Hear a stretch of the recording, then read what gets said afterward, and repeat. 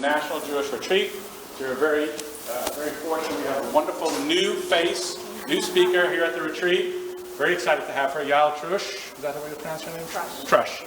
Yael is the host of the Jewish Latin Princess podcast and has some extraordinarily inspiring and vibrant things to share with us. Yael really thrilled to have her here, and I'm going to give her the full hour that she deserves. So Yael, if you'd like to begin. Ladies and gentlemen, Yael Trusch.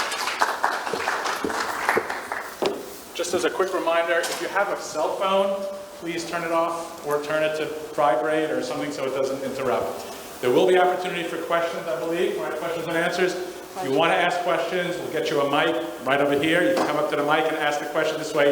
When we record everything, you'll be able to hear the question and the answer. Sounds good? Thank you. All right. We're in the art of happiness, right? The Jewish art of happiness. Sorry. Before I get started, I would love to get acquainted with my audience. So let's do this.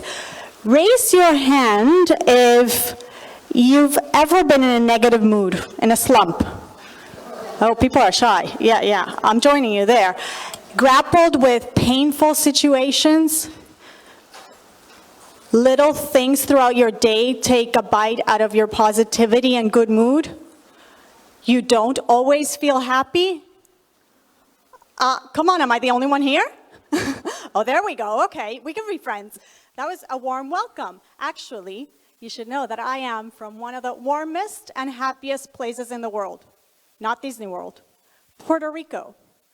I grew up in Puerto Rico, and, believe it or not, for many years, Puerto Rico ranked as one of the happiest places in the world.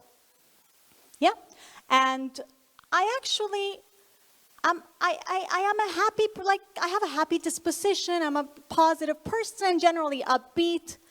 But I do recall a time in my life when I came to ask myself, am I happy? And you know what that means, right? Am I happy is the question that a happy person never asks. I had moved to go to college in Boston and then to Manhattan to work in Wall Street as an investment banker and get my MBA. Anybody here working on Wall Street? No Wall Street people? Great, because I'm about to tell you that Wall Street is not a very happy place. Don't tell anybody. But thankfully, at around the same time, I met Chabad. And what's the first thing that we notice about Chabad? They're always happy, right? Dennis Prager has a joke. I don't know if you've heard him, but he says, in the rare instance that a Chabad rabbi isn't happy, headquarters from New York send somebody in the middle of the night, they pull him out of bed and they replace him with a new one. They're always happy. Yeah, have you ever been to Simchat Torah at Chabad? Yeah, it puts Puerto Rican parties to shame. To the point that I said, we Puerto Ricans, we've got nothing on these guys. Chabad has got the happiness market cornered. I'm telling you, yeah, exactly. To the point that I said, it sparked a really, what I thought was a good idea for my entrepreneurship class in business school. I said, let's bottle their happiness, sell it, and make a profit. Obviously, it wasn't such a novel idea, and, well, my startup wasn't going to work, but I wasn't going to give up so easily. I was determined to find out, what do these guys have, the happy ones, the Hasidim, that even I, Miss Jewish Latin Princess from Puerto Rico, from the happy island, didn't have. Did I tell you that I'm very competitive? So, I ate a lot of challah, a lot of gefilte fish, I don't even like gefilte fish, and a lot of matzo ball soup. And I asked a lot of questions. And what I discovered didn't have anything to do with happiness per se. What I discovered had to do with life, Jewish life. There's an expression in Hebrew that says, don't look for the way to happiness, but rather for the happiness along the way. And I believe that's what Judaism offers us, a framework through which we find the happiness that exists along the way. Let me explain.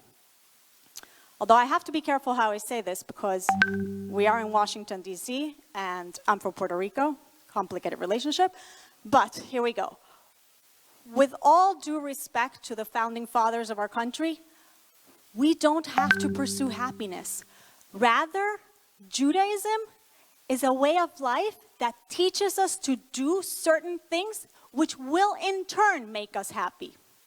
So today I want to share with you 3 Jewish lifestyle practices that are bound to make you just as happy as your Chabad rabbi or rebbitzin, or maybe even more. I told you it was competitive. Okay, here we go. Express gratitude, pretty simple. We're going to talk about it. Focus on your soul, and my favorite one, celebrate. So let's start by expressing gratitude. It's a hot topic. All the happiness gurus talk about it. Tal Ben Shachar, Gretchen Rubin, they all talk about it. Because we live in a society where it's become increasingly difficult to be truly grateful, to really appreciate the good in our life. We're constantly opening our phones and looking at what all our friends have. Meanwhile, we don't know half of them. Yeah? You know half of your social media friends? I don't. And we're looking at everybody else's perfect life. Everything is rosier and prettier by everybody else. And we're left with feelings of longing, inadequacy, sadness. So what are we supposed to do? Get off social media? Maybe, at least once a week. Shabbat. You know, we have a beautiful custom, Shabbat custom in our home. We call it the good thing of the week. And here's how it goes. You're welcome to adopt it if you like it.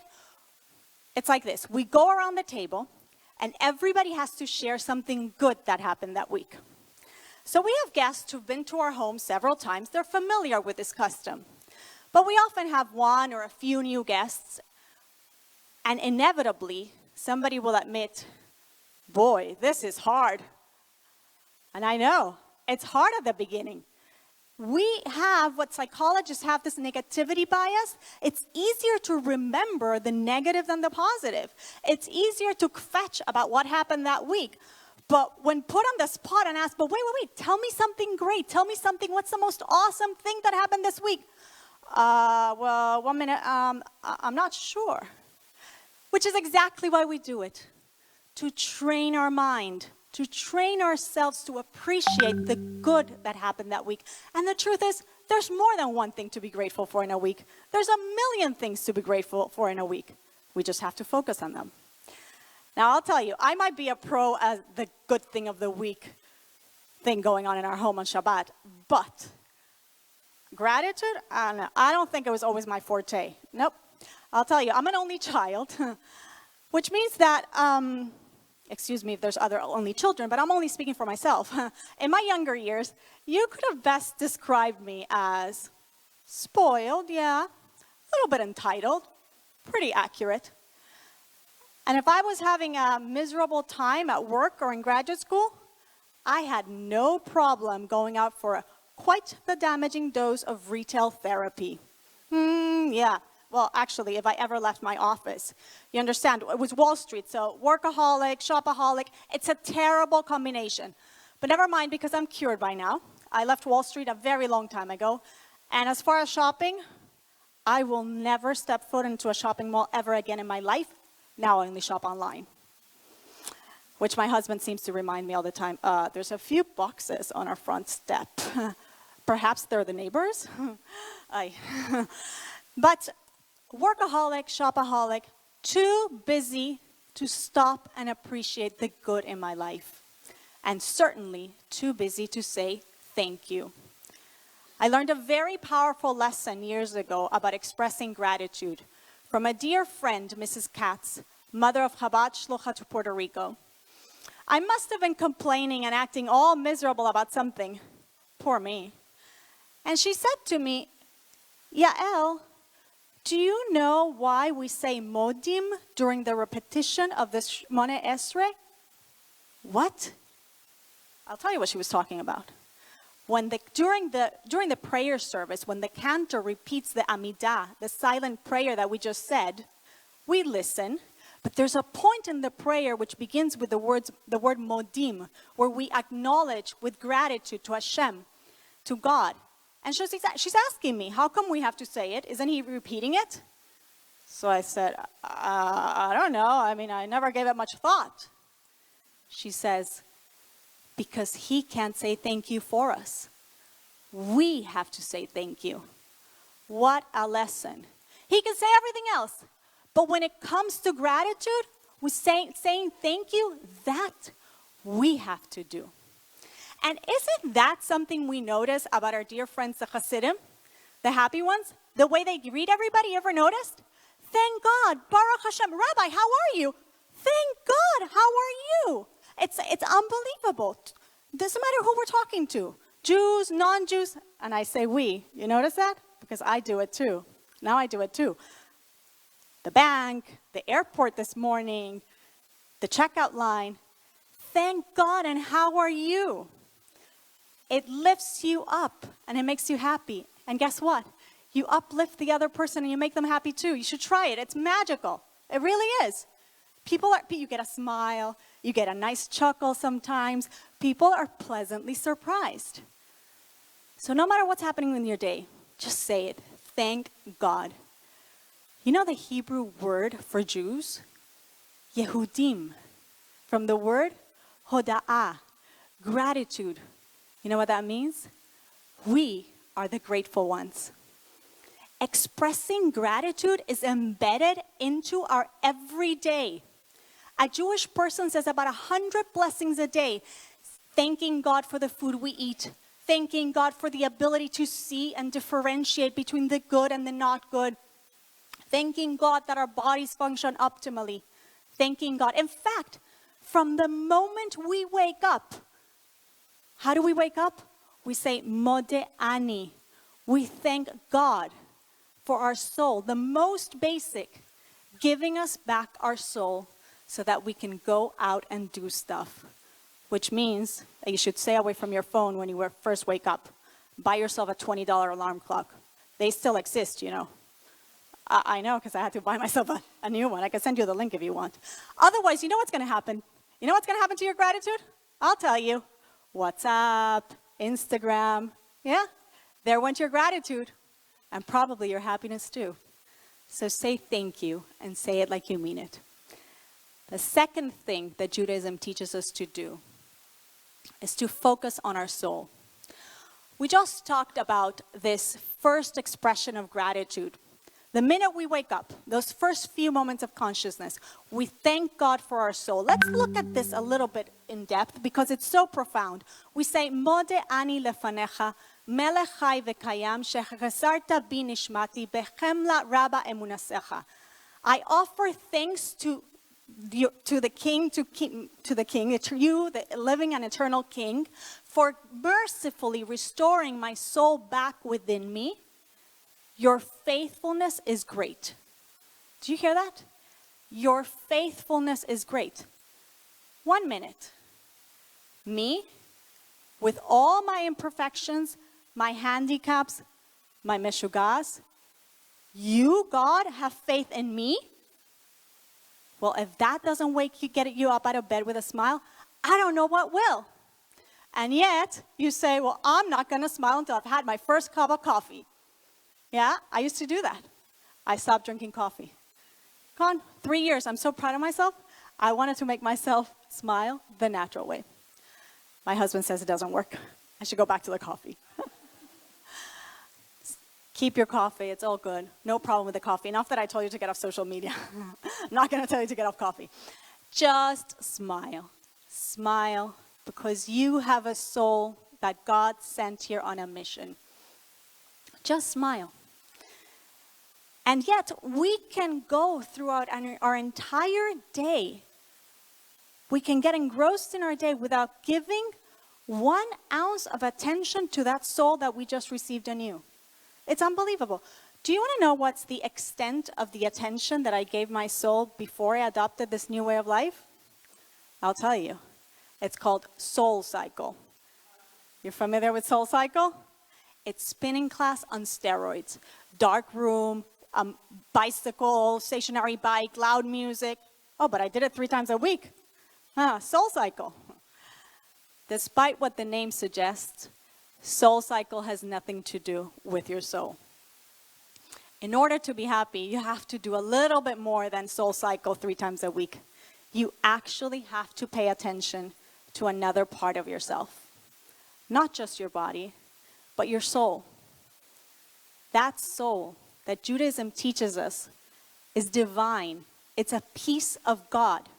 The prophet Iyov told us, it's a chelek Elokam mimal, a piece of God above. And the Alter Rebbe, the first Chabad Rebbe, teaches us in his holy book of Tanya, it's a chelek Elokam mimal mamash, a piece of God above, literally a piece of God. And he goes on to explain that this is our real identity. This is who we are. Not a body with a soul.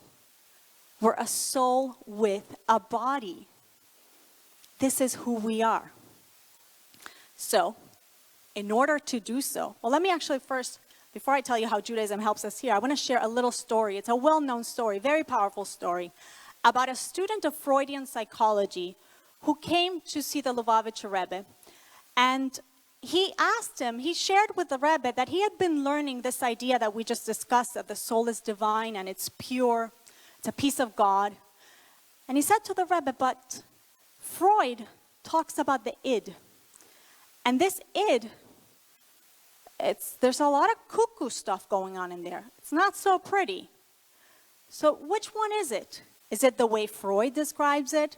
Is it the way Judaism describes it? What am I missing here, Rebbe? So the Rebbe gave him a brilliant answer. The Rebbe said, sure, if you dig within a person, perhaps you're going to find some stuff, maybe a little schmutz. It's like when you're digging the earth.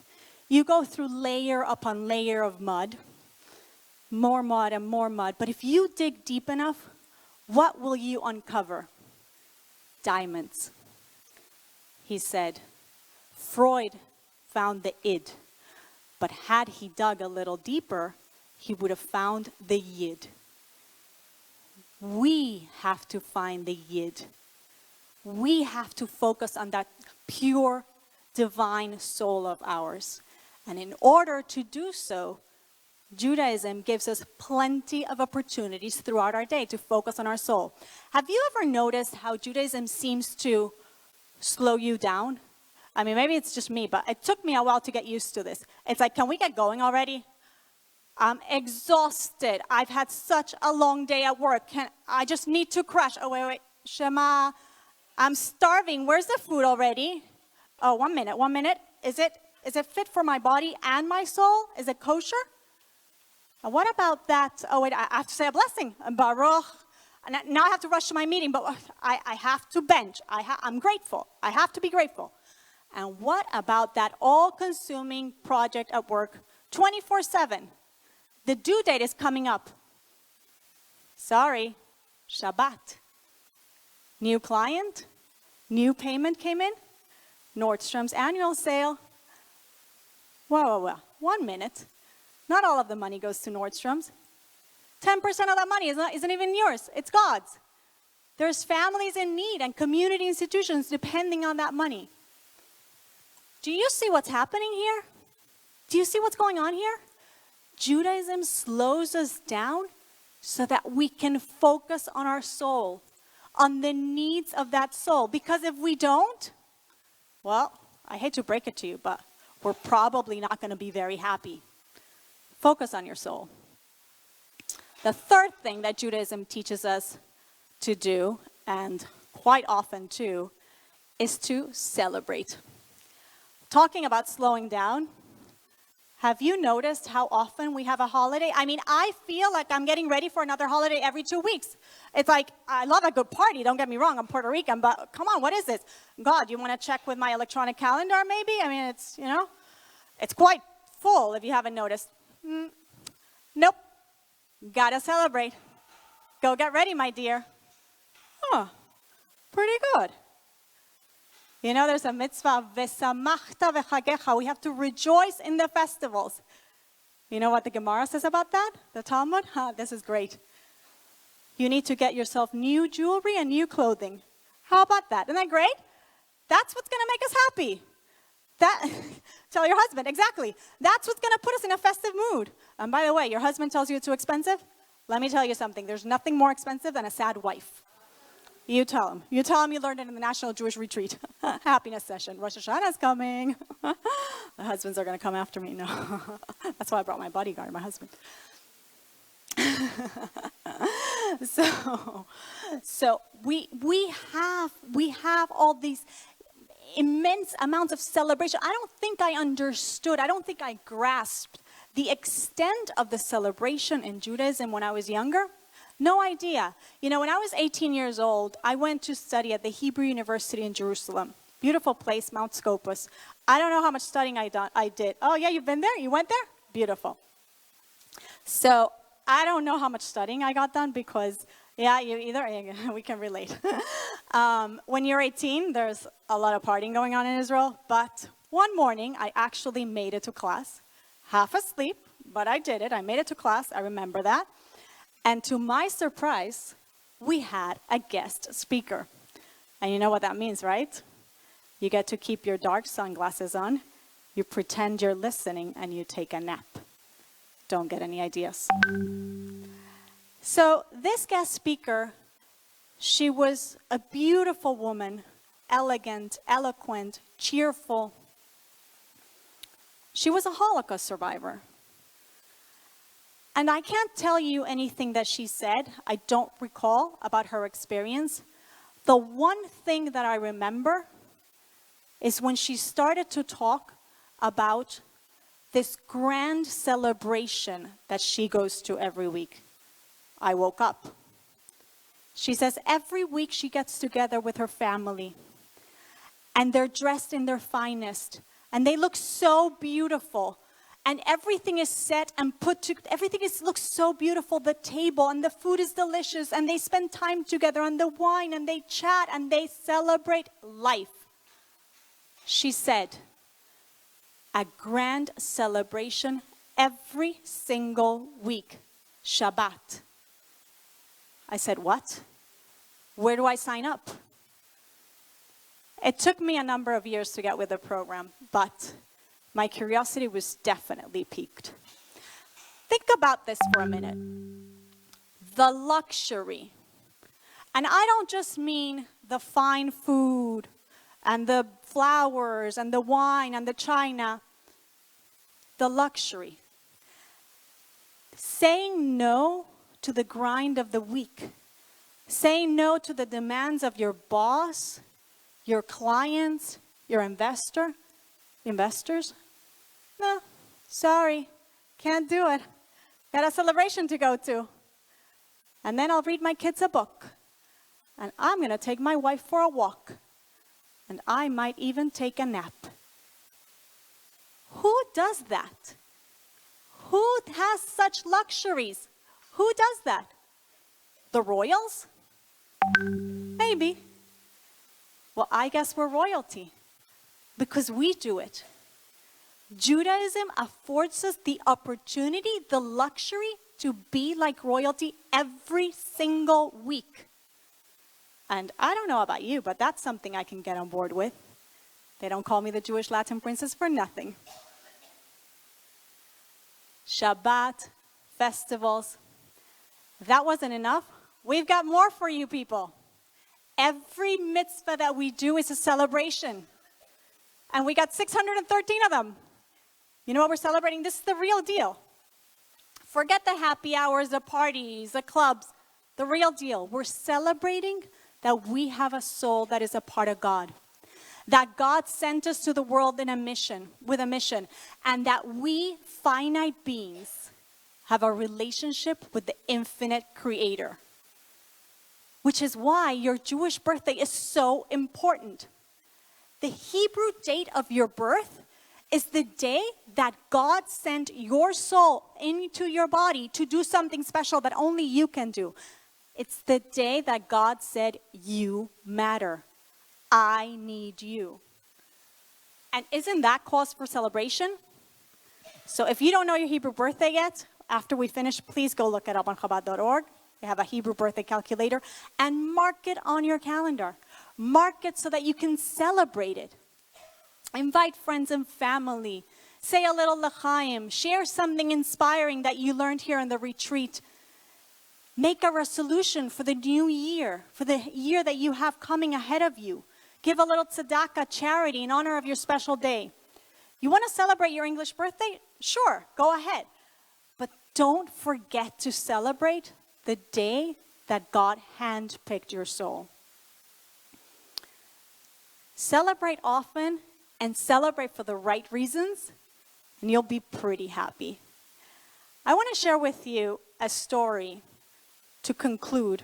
It's a true story that I heard from Rabbi Lord Jonathan Sachs about a masterpiece, a lost piece of art amidst the clutter in an eccentric man's estate.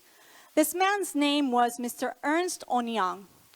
Mr. Onyan had spent most of the 1940s and 50s roaming through estate sales in the English countryside, amassing a vast collection.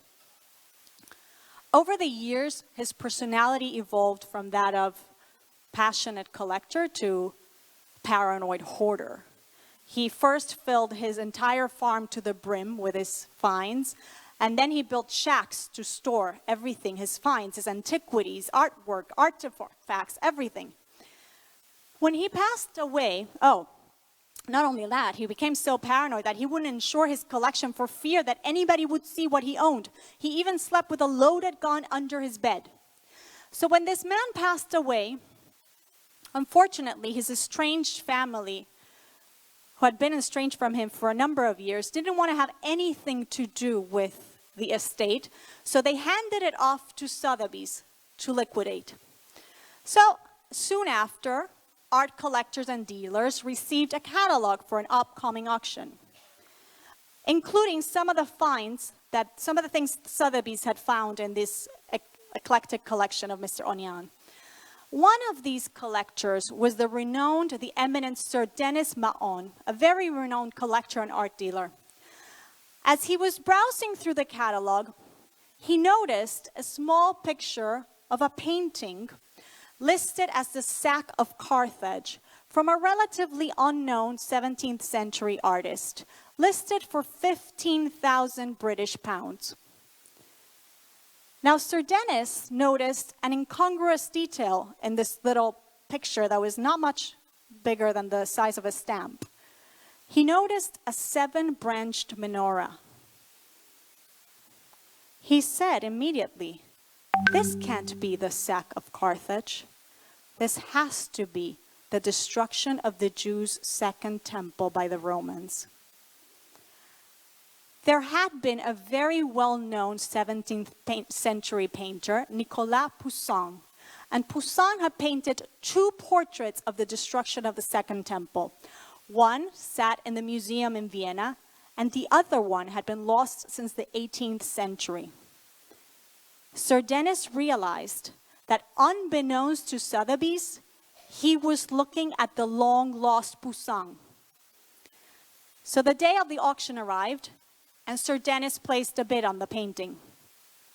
Others, thinking he must know something that we don't know, they also bid. Eventually, Sir Dennis bought the painting for 155,000 pounds. He then sold it to Lord Rothschild for its true value, 4.5 million pounds. Lord Rothschild, in turn, donated the painting to the Israel Museum in Jerusalem, where you can see it today. Over those many nights at Chabad houses, eating challah, gefilte fish, and matzo ball soup, I stopped asking myself, am I happy? And I began asking myself questions that we should all ask. Is my Judaism, like Mr. Onyan's collection, just a bunch of antiquated stuff? Is it something that my parents or grandparents valued, but of no value or meaning to me? Am I or my children to be like Onyan's children, willing to let go of a masterpiece of immense value? Will my children one day blame me, or perhaps even pity me, for not having taught them the value of the masterpiece bequeathed to them? I realized that the happy ones did not pursue happiness. They weren't trying to catch it in a New York minute, running to the next meeting like perhaps I was. Instead, they had embraced that masterpiece that is given to each and every one of us at birth. I discovered that there is a Jewish art to happiness. It's in that gift, that masterpiece, Judaism, a way of life which allows us to experience happiness by giving us plenty of opportunities to express gratitude, to focus on our souls, and to celebrate. Try it, and you might find that you too are one of the happy ones. Thank you.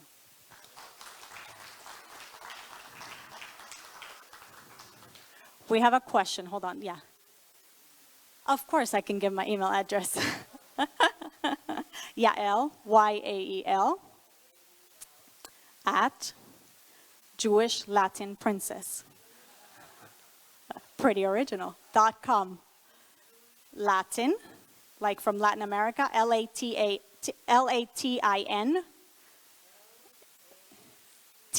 as in Tom,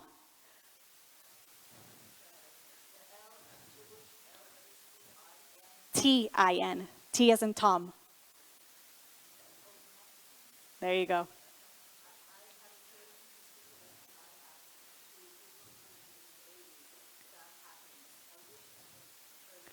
Oh, can I share what you just said? She said that she had the opportunity to speak at a Chabad house to a group of older women, and she wished she had heard me first. I had a question in the back. Thank you. That was beautiful. Thank you so much. Yes.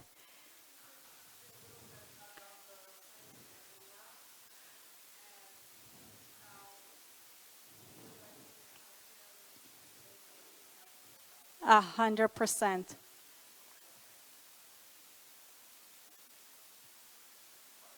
Oh, you want me to tell him to come up for the questions? Okay, so she just asked if we could speak a little bit about the place of emunah in the theme of happiness and how Hashem has a role in our lives. And that is, in fact, one of the key components. And we could have done an entire class just on that. My husband will tell you that I debated this many times. More than emunah, it's a concept called ashgacha pratit, divine providence. And that is a fundamental Hasidic belief. It's a fundamental Jewish belief, period. But the Baal Shem Tov definitely reintroduced it with a lot of vibrancy. And it basically is the belief that everything that is happening to us, it's by the hand of God. Nothing is coincidence. Nothing that we're experiencing in our life is coincidental. Everything has a purpose. And therefore, how does this connect to happiness? Because when we have this as a guiding principle, then we could be calm and confident knowing that everything that is happening in our lives is part of a plan. We know that God is good, so everything somehow has to fit into the bigger picture. We might not always see it, but it definitely is a key ingredient to happiness when we know that we are connecting to God on every level because there's Ashgacha Pratit, there's divine providence in everything that is happening. So thank you. Excellent point. Did that answer your question? Yes, in the back, sir.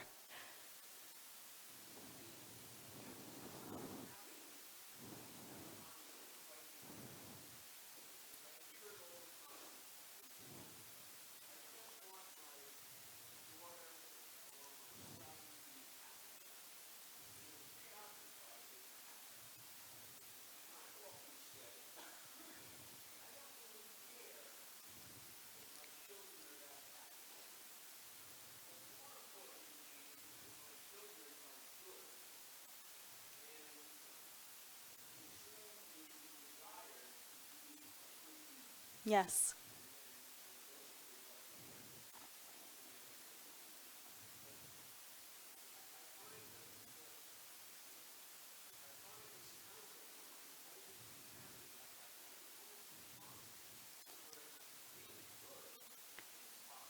Right, and you're right on point. What you're saying, did everybody catch him? You want me to try to... basically, what he's saying is there is this idea that people teach their children or people want their children to always be happy. So he finds this, it's conflicting because what he believes is that he wants his children to be good, to serve God, to do good deeds. And happiness, it's not really the main focus. And I 100% agree with you, and that is part of what I was trying to say. The happiness is something that happens on the side. What we're really focusing on is on what you're saying, on serving Hashem. This is our mission, connecting with our Creator, doing good, connecting to our Creator, and the rest, it's going to come. So 100% what he's saying is, there is this notion that we try to make, our kids need to be happy. No, our kids don't need to be happy. Our kids need to understand their role in the world, their Jewish identity, what they're worth, their intrinsic value, and how to connect with their Creator, and how to serve the world with everything that they've been endowed with. And then, yes, when we raise them like that, they'll be happy. Another question? Yes. You became, I'm sorry? I'm sorry.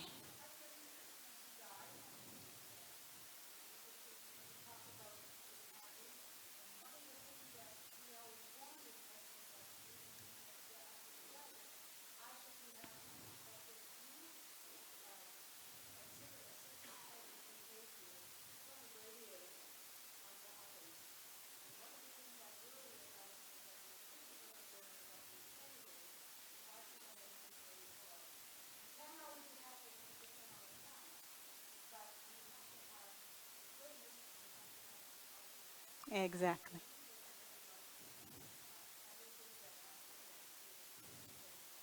Mm-hmm. Right. Beautiful. Yes, in the back row.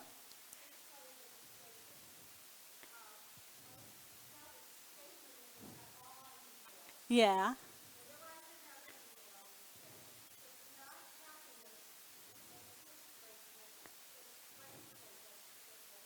There you go. Beautiful. It's not happiness that makes us grateful. It's gratitude, gratefulness that makes us happy. Exactly.